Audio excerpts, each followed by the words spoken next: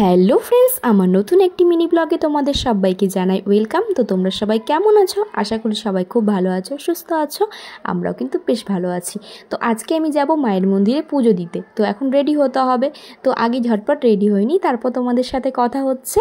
তো চলো, রেডি হয়নি ঝট করে এই দেখো রেডি হয়ে গেছি আমি। তো আমাকে কেমন লাগছে অবশ্যই কিন্তু কমেন্ট করে জানিও। শাড়ি তো তেমন একটা পরা হয় না, তো যেহেতু মায়ের মন্দিরে যাব, তো মায়ের মন্দিরে গেলে শাড়ি না পরে গেলে হয়? তো যার জন্য একটা শাড়ি পরে নিয়েছি আর একদম সিম্পলিভাবে সেজে নিয়েছি। তো এখন যাব আমরা। আর এখন কিন্তু সন্ধ্যা হয়নি, সন্ধ্যা হবে। তো সন্ধ্যার দিকে আমরা বেরোবো, বাড়িতে সন্ধ্যাটা দিয়ে তারপর একবার বেরিয়ে যাব। আর এই দেখো তো আমাকে কেমন লাগছে। আর আমরা কোন মন্দিরে যাচ্ছি সেটাই তো তোমাদেরকে বলা হলো না। তো আমরা যাচ্ছি গৌরীপুর মায়ের মন্দিরে। তো এটা তোমরা অনেকেই চিনে থাকবে, কারণ এটা বিরাটিতে রয়েছে। আর মন্দিরটা খুবই জাগ্রত।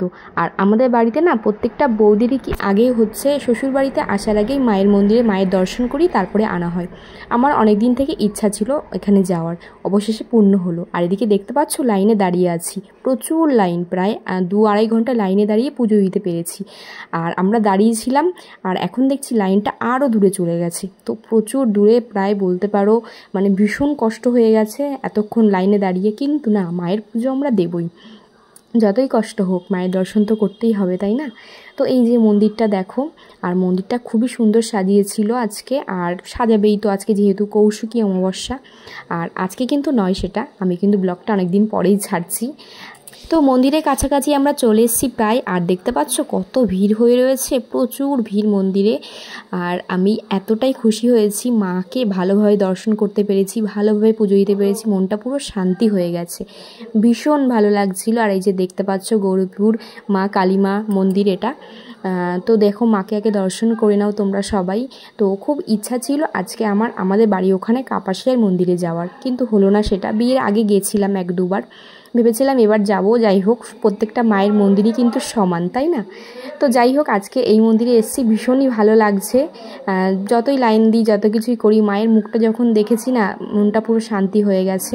আর এখানে দেখো প্রচুর মালা হয়ে গেছিলো, যার জন্য মায়ের মালাগুলো খুলে দেওয়া হচ্ছিল।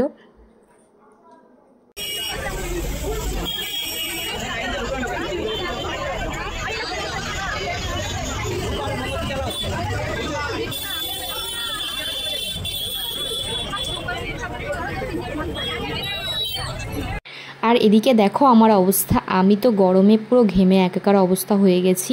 আর ওই দিন কিন্তু প্রচণ্ড গরম পড়েছিল, যার জন্য এই অবস্থা হচ্ছে সবারই, প্রত্যেকেরই, মানে এত কষ্ট হচ্ছে না গরমে। আর এদিকে দেখতে পাচ্ছ প্রচুর ভিড় রয়েছে। এই দিন এতটাই গরম পড়েছিল, যার জন্য যারাই পুজো দিয়ে বেরোচ্ছে তাদের জন্যই না একটা করে জলের বোতল দিচ্ছে এরা। বেশ ভালো লেগেছিল জিনিসটা আমার। তো আমি প্রায় 2টো বোতল নিয়েছিলাম, এতটা গরম ছিল যে আমি 2 বোতল জল খেয়ে নিয়েছিলাম। তবে আজ আমার পুজো দিয়ে মন পুরো শান্তি। আর সত্যি বলতে আজকে আমার একটা ইচ্ছেও পূরণ হলো। যেহেতু আমাদের শ্বশুরবাড়ির নিয়ম হচ্ছে বিয়ে করার পর আগে এই বিরাটি কালী মায়ের মন্দিরে দর্শন করে তারপরে কিন্তু শ্বশুরবাড়িতে আসতে হয়। তো তখন থেকে একটা ইচ্ছা ছিল এই বিরাটি কালী মন্দিরে পুজো দিতে যাওয়ার। বিয়ে হয়ে গেছে আজ 2.5 বছরের বেশি হতে গেল, কিন্তু যাওয়ার কিছুতেই হয় না। আসলে কি বলো তো, মা না চাইলে কোনো কিছু কিন্তু হয় না, তাই না? তো এখন হয়তো চেয়েছে, যার জন্য কিন্তু আজ যাওয়া হলো আমার এই 2.5 বছর পরে। গিয়ে আমার ভীষণই ভালো লাগলো। এখন রাত প্রায় 10টা বাজে, আর এখন আমরা বাড়িতে আসলাম। আর এই দেখো, বাড়িতে আসা মাত্রই আমাদের হানির অবস্থা দেখো। ও এসে দেখেছে আমি ওর সাথে কথা বলছি না, অমনি ঘেউ ঘেউ করা শুরু করে দিয়েছে, আর লেজ নাড়ানো শুরু করে দিয়েছে। ও কিন্তু ভীষণ ভালোবাসে আমাদেরকে। ওর একটা বদ অভ্যাস হচ্ছে, আমি যদি কখনো রেডি হই তাহলে ঘেউ ঘেউ করবে, আর যদি কোথা থেকে ঘুরে এসে আমি ওর সাথে কথা না বলি তাহলে ও রেগে যাবে। ওর এই দুটো খুবই ব্যাড হ্যাবিট। তো যাই হোক, এই দেখো এখন ঘেউ ঘেউ করছে, কিন্তু আমি ওর সাথে কথা বলছিলাম না। আর ও যখনই রেগে যায় তখনই আমি কি করি জানো তো, ফোনের টর্চ লাইটটা অন করে দিয়ে ওর দিকে দেখিয়ে দিই, অমনি ভয় পেয়ে যায়। ও লাইট প্রচণ্ড পরিমাণে ভয় পায়। যদি কখনও এরকম দুষ্টুমি করে বা রেগে যায়, আমি এটাই করি, লাইট জ্বালিয়ে ওর দিকে ধরিয়ে দিই, আর ও দূরে চলে যায়, ভয় পায় খুব। তবে এই যে এখন আমি শুরু করে দিয়েছি, এই দেখো লাইটটা যখনই দেখিয়েছি তখনই ভয়ে দৌড়ে পালিয়েছে, ভীষণ ভয় পায় ও।